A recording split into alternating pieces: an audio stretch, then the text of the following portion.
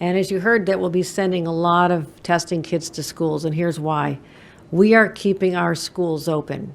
Let me repeat that. We are keeping schools open because we're dealing with a very different variant at this time.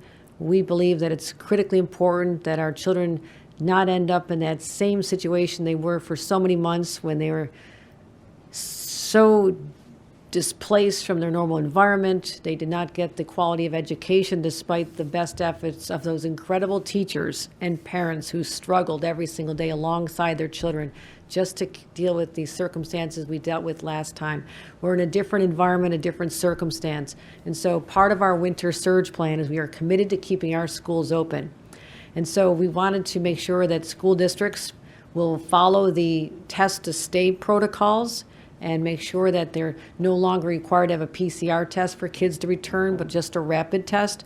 But how are they going to get access to those tests? Well, we'll help out with it. We'll take responsibility. And that is why we're in communication right now with the school superintendents, knowing there's a short break between now and January 1st or January 3rd when the kids are back.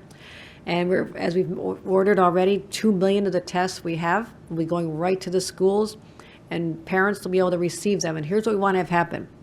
Children are in a classroom, someone tests positive.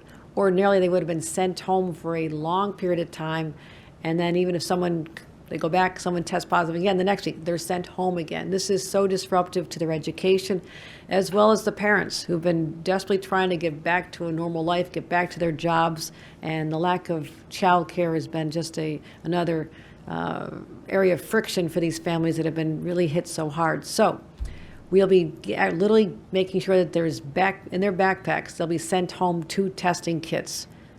Children test positive, we know it, someone in the classroom, the kids in the classroom will be sent home with testing kits. So we're working on that supply chain right now. So starting in early January, we'll be able to address that. So there's no reason why our children can't stay in school. Really, really important to me.